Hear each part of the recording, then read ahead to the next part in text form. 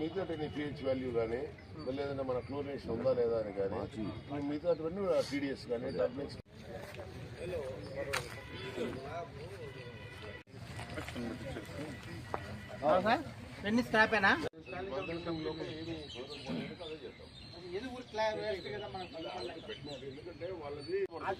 ఆ ప్రాసెస్ కాకుంటే తీసుకోండి.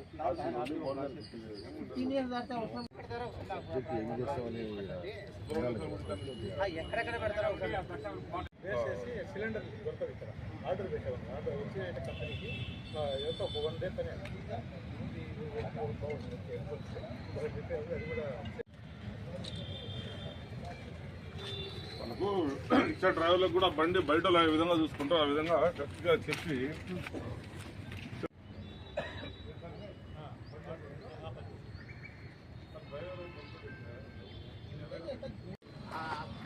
వాళ్ళు పెంచుతారు. బట్ దాని నుంచి మొత్తం అది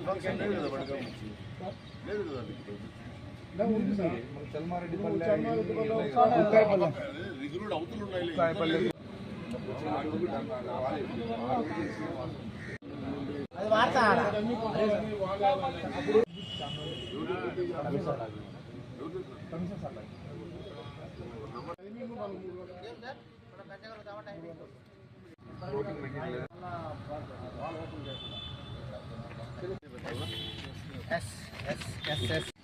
కూర్చున్నారన్నమాట.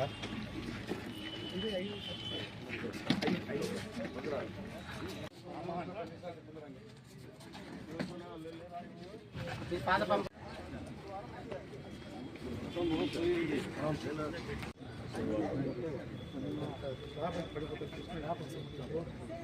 పెట్టారు కదా.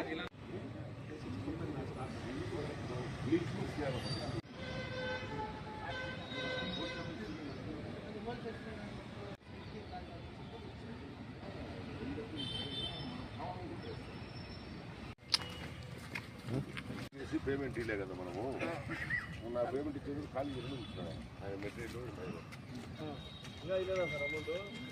ఇలే కదా కోర్టులో ఉంది కదా అట్లే కోర్టు డైరెక్ట్ పంప్ హౌస్ దీని నుంచి పంప్ హౌస్ కొత్తది మొత్తం అమౌంట్ చేయాలనేదంతా ఇక్కడ నుంచి దానికి ఇంటర్ కనెక్షన్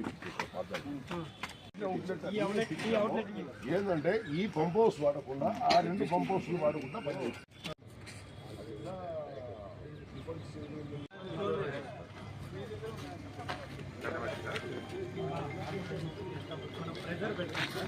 వాటర్ ప్రెజర్ బట్టి 2 kg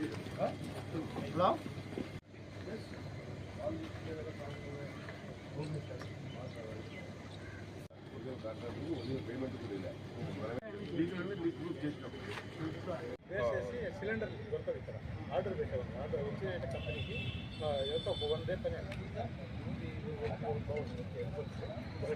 కూడా మనకు ఇచ్చే డ్రైవర్లకు కూడా బండి బయట ఏ విధంగా చూసుకుంటారో ఆ విధంగా కరెక్ట్గా చెప్పి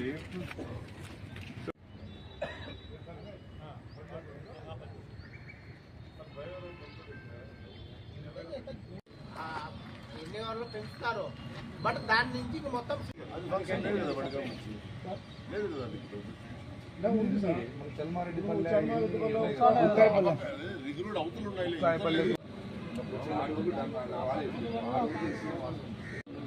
అది వాడతారా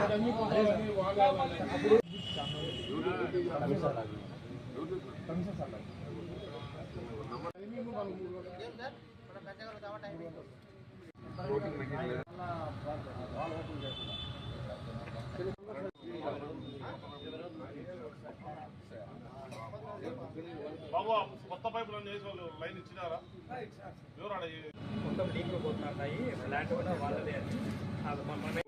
ఓల్డ్ పంప్ హౌస్ లో ఉన్నటువంటి మన 37 డివిజన్ లో ఉన్నటువంటి ఓల్డ్ పంప్ హౌస్ లో విజిటింగ్ రావడం జరిగింది. నాతోటి కార్పొరేటర్లు అలాగే మా డిప్యూటీ మేయర్ నిత్యానంద రెడ్డి ఆధ్వర్యంలో ఇక్కడ ఉన్నటువంటి ఎస్సీ గారు, ఈఈలు, ఏఈ, డిఈలు అలాగే ఫిట్టర్లతో మీటింగ్ ఏర్పాటు చేయడం జరిగింది. ముఖ్యంగా ఇక్కడికి వచ్చిన తర్వాత మనం గమనించిన విషయం ఏమంటే పాత పంప్ హౌస్ దాన్ని డెమాలిష్ చేసి దాన్ని రెన్యువేషన్కు ఓపెన్ చేసి చూడడం జరిగింది. దానికి సంబంధించిన ఎస్టిమేట్స్ ఇమీడియట్లీగా సబ్మిట్ చేసి కమిషనర్ దగ్గర అప్రూవల్ తీసుకోవాలని చెప్పేసి ఇప్పుడు అధికారులు ఆదేశించడం జరిగింది. దాంతోపాటు ఆల్టర్నేట్గా కొత్తగా ఆల్రెడీ కన్వెన్షన్లోకి వచ్చింది. దాని ద్వారా ఎంత వాటర్ సప్లై అవుతుంది, మనకు రావాల్సింది మామూలు 59 MLD అవసరం ఉంటే మనకు దాదాపుగా 50 MLD మాత్రమే ఇప్పుడు కడప నగరానికి సప్లై అవుతుంది. దాన్ని ఏ విధంగా ఇంప్రూవ్ చేసుకోవాలి, ఇంప్రూవ్ చేసుకున్న తర్వాత ఏవైతే మన మామిళ్ళపల్లె అలాగే మిగిలిన ఊటుకూరు ట్యాంకీలకు కూడా సప్లై చేయాలంటే మనం ఈ వాటర్ సోర్స్ పెంచుకోవాలనే అధికారులకు చెప్పడం జరిగింది. దానిలో భాగంగా ఈ అమృత్ ఫేజ్ 2లో ఏవైతే తీసుకోవాలో ఆ మెజర్స్ అన్ని తీసుకోవడం జరిగింది.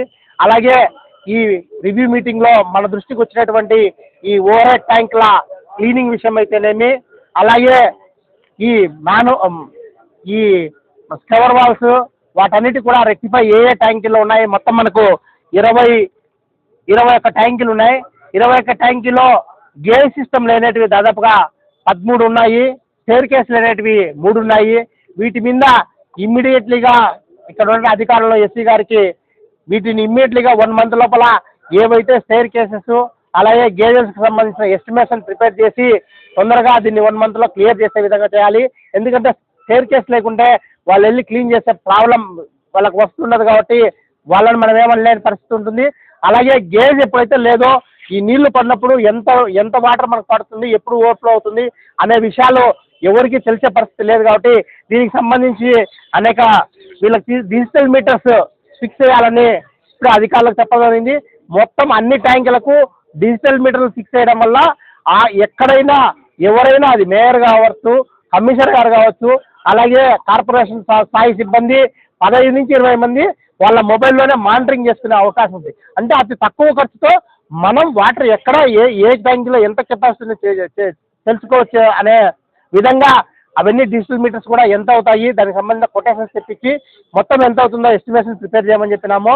అలాగే ఈ విజిటింగ్లో భాగంగా ఈ శానిటేషన్ సంబంధించిన వెహికల్స్ అయితేనేమి, కార్పొరేషన్ సంబంధించిన వెహికల్స్ మొత్తం తుప్పు పట్టి మొత్తం అంతా ఇక్కడ పడి ఉన్నాయి. ఇమీడియట్లీగా ఎస్సీ గారిని దానికి సంబంధించి మొత్తం ఎన్ని వెహికల్స్ మనకు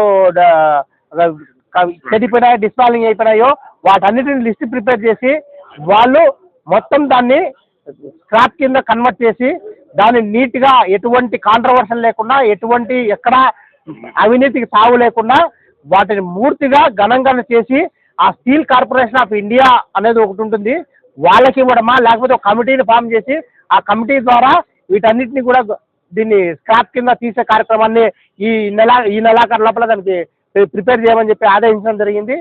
రాబో కాలంలో ఖచ్చితంగా ఇక్కడ క్లీన్గా ప్రిమిసెస్ చేసే పరిస్థితి ఉంది. ఈ ప్రిమిసెస్ కూడా నీట్గా క్లీన్ చేయమని చెప్పాము. ఇది ఒక 4-5 రోజుల్లో మొత్తం క్లీన్ చేసి నీట్గా ఇక్కడ పెంచుకోమని చెప్పి చెప్పడం జరిగింది.